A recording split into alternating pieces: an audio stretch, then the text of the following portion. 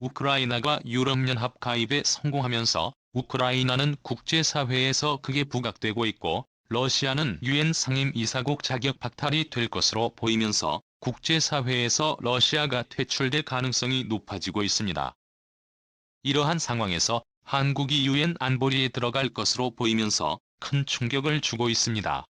국토전략집이 한국에서 우크라이나를 응원하는 열기가 매우 거세지고 있습니다. 세계적인 명배우 이영애 씨는 우크라이나 지원을 위해 미화 약 10만 불 우리 돈으로 1억 원을 기부를 하면서 해외 네티즌들 특히 일본 네티즌들의 반응이 뜨겁습니다. 이영애 씨의 기사를 본 일본 네티즌들은 이영애 씨 멋지다, 친절한 금자 씨 멋지다, 카라의 멤버 구하라 씨도 일본 지진 때 많은 기부를 해줬다. 한국에도 멋진 분들이 있네요. 따뜻한 마음에 고개가 숙여진다 등의 반응이 이어지고 있습니다. 한편 일본에서는 우크라이나에 200명의 의용군이 파견될 것으로 관측되면서 국제사회에서 평화적 이미지를 쌓기 위해 경쟁적으로 노력 중인 상황인데요. 한편 한국에서는 서울의 랜드마크 부산의 랜드마크에서는 우크라이나 국기를 형상화한 빛이 그려지며 세계인들의 마음을 울리고 있습니다. 특히 부산은 수천여 명의 러시아 우크라이나인들이 부산항의 물류 서비스를 중심으로 먹고 사는 사람들이 많은 상황이어서 부산에는 러시아 영사관까지 있는 상황입니다.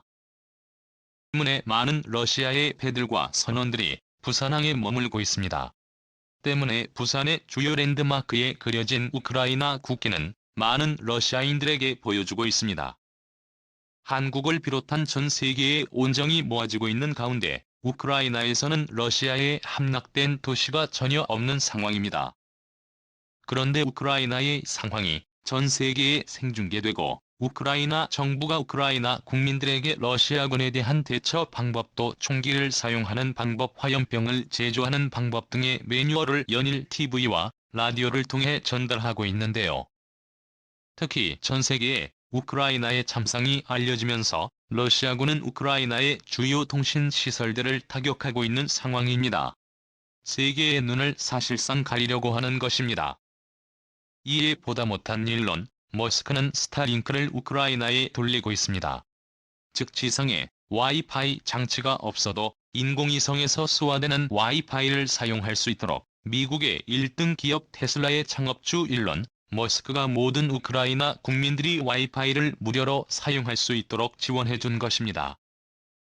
2년 전에 우크라이나의 상황이 유튜브를 통해서 생중계가 될 수 있었던 것입니다.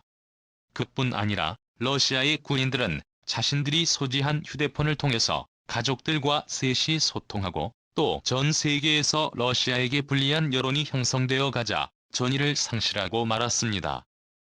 러시아의 청년들 대다수는 온라인 게임을 통해 세계 네티즌들과 소통을 하며 넷플릭스 유튜브를 즐기는 사람들입니다. 구독자 331만 명을 보유한 러시아의 유명 청년 유튜브 라이프 오브 보리스 역시 이번 전쟁에 대해서 부끄럽다, 창피하다는 글을 남기며 더 이상 영상을 올리지 못하고 있습니다. 보리스는 해외뿐 아니라 한국에서도 큰 인기를 얻고 있는 유튜브인데 푸틴의 잘못된 실책으로 많은 러시아의 꿈나무들이 꿈을 펼치지 못하고 있고 질타를 받는 상황에 이르는 것입니다. 심지어 러시아 당국은 금리를 20%까지 올리면서 러시아에서 대출을 받은 기업들과 가게들이 파산이 예고되고 있는 상황입니다. 이렇게 러시아군이 전의를 상실하고 러시아 국민들 역시 비탄에 빠진 가운데 국제 상황이 더욱 긴박하게 돌아가고 있습니다. 그럼 상황이 어떻게 돌아가는지 6가지 뉴스를 살펴봅니다. 첫 번째, 푸틴 시베리아 지어본 피신. 영국의 언론사 미러지에서는 블라디미르 푸틴 대통령이 그의 가족들을 데리고 시베리아의 지하 핵펑크 시설로 도망갔다는 뉴스를 내보냈습니다. 러시아의 정치 분석가 벨러리 솔로베이 모스크바 국제관계연구소 직원에 따르면 푸틴은 핵전쟁에 대비해 준비된 특별범 벙커 시설로 대피를 했으며 이번 벙커는 산악지대가 있는 러시아의 알타이 지방에 위치해 있다는 소식을 전했습니다. 이 소식을 전한 솔로베이 씨는 해당 시설은 최신 과학기술로 무장한 완전한 지하도시이며 푸틴이 소유한 거대 별장 아래에 위치하고 있다고 전했습니다. 그리고 그와 대동한 가족 중에는 과거 한국인 윤모 씨와 결혼했다고 알려졌던 예카테리나 키쿠르바도 있을 것이라는 관측이 나오고 있습니다. 푸틴이 지하본 벙커로 대피한 소식은 그가 핵전쟁을 대비하고 있는 것인지 아니면 제2차 세계대전 말기 대선을 앞둔 히틀러가 지어본 벙커에서 최후를 맞이한 것과 같은 사건이 연출될지 주목되고 있습니다. 많은 전문가들은 푸틴이 핵을 사용하는 일은 모스크바와 러시아 수도권이 있는 서부지방의 거대한 피해를 주기 때문에 절대 사용할 수 없을 것이라는 관측이 나오고 있으나 현재 CIA 측에서는 푸틴이 그 정도의 판단력이 가능한 상황인지 CIA 전문 정신감정가들을 투입시켜 푸틴의 정신 건강 상태를 비디오를 통해 살펴보고 있는 상황이라고 합니다. 두 번째, 최첨단 장비를 놓고 도망가는 러시아군. 현재 러시아군은 지휘 통제가 마비됐다는 소식이 들려오고 있습니다. 심지어 러시아의 최첨단 단거리 지대공 미사일인 탄지를 5.76 다시 우크라이나군에 넣고 가버린 상황입니다. 요격고도가 15km에 이르는 무기이며 한 해 최소 100만 400만 달러에 이르는 최신 무기입니다. 이렇게 돼버린 것은 우크라이나 정부에서 시민들에게 탱크가 우크라이나 경로 진입을 하게 되면 탱크나 무기가 탑재된 차량에 화염병을 던지지 말고 그들이 한참 뒤에 따라오는 기름보급용 유조차를 폭파하라는 매뉴얼을 하달한 상황입니다. 그러니까 완전 최첨단 무기가 우크라이나 경내로 진입한다고 하더라도 기름이 없어서 멈춰버리는 상황이 연출되고 있는 상황입니다. 러시아의 병사들 역시 싸울 의지가 전혀 없는 상황이며 물자 보급까지 제대로 이루어지지 않자 우크라이나 시가지 시내의 상점을 약탈하는 소동이 빚어지고 있습니다.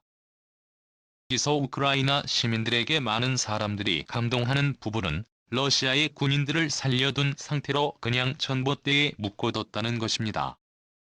불필요한 희생이나 잔악한 일을 벌이지 않고 우크라이나 시민들은 의연하게 대처를 하고 있는 문명국가다운 모습을 보이고 있습니다.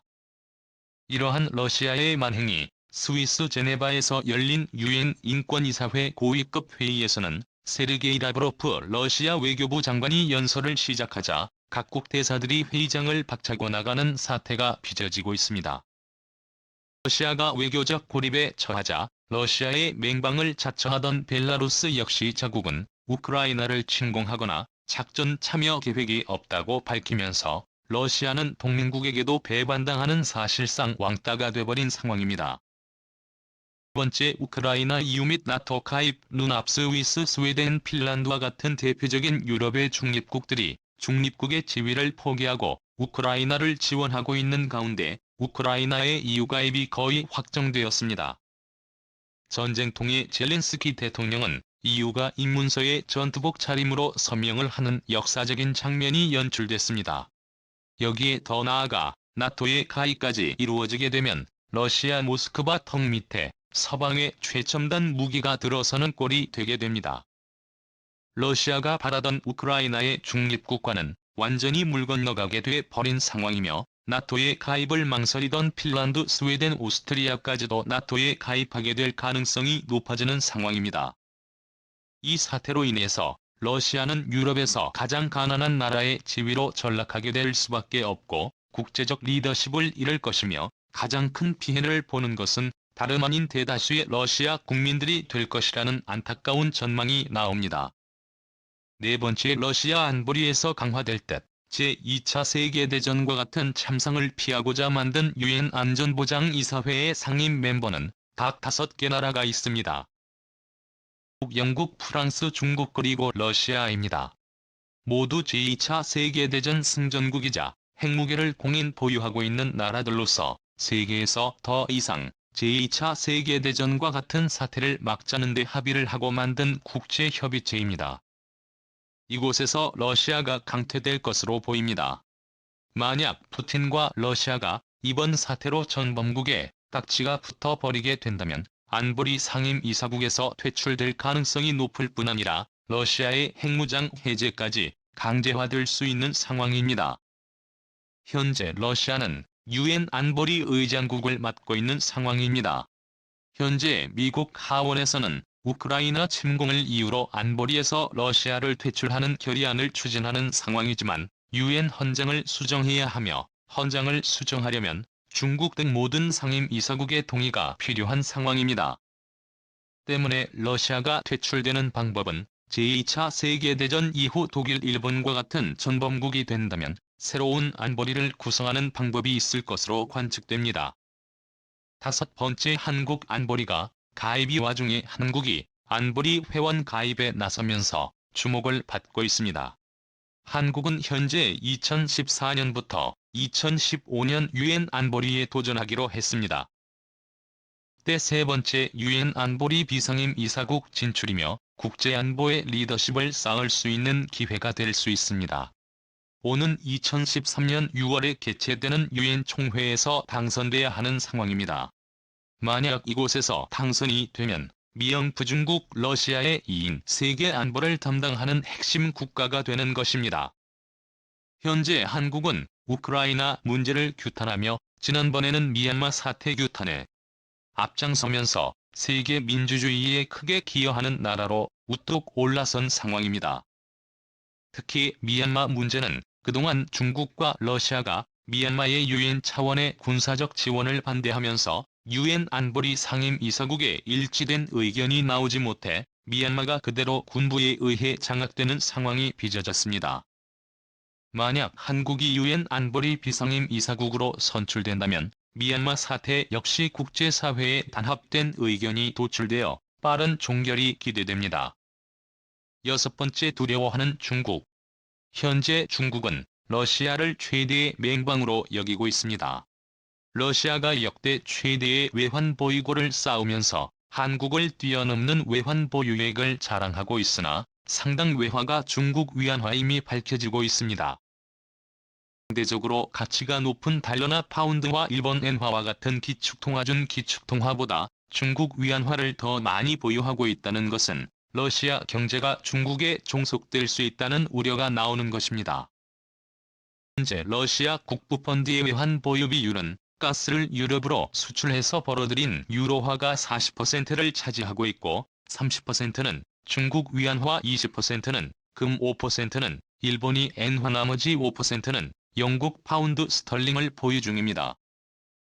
러시아는 보유 중이던 달러 대부분을 금으로 바꿔놓은 상황이어서 러시아 국부펀드 중 미국 달러화 비중은 0로 줄여버린 상황입니다.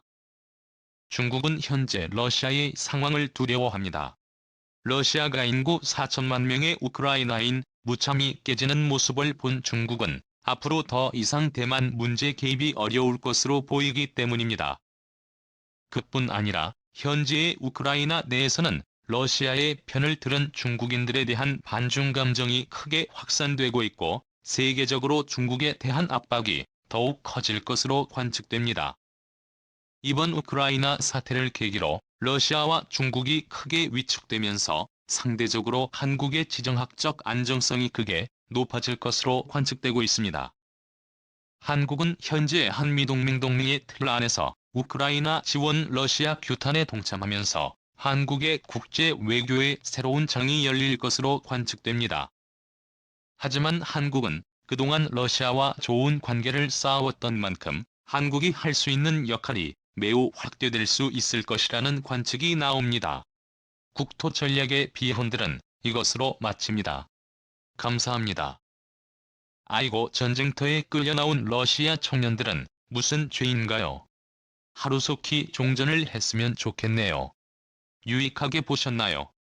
그러면 좋은 의견을 댓글로 달아주세요. 안녕.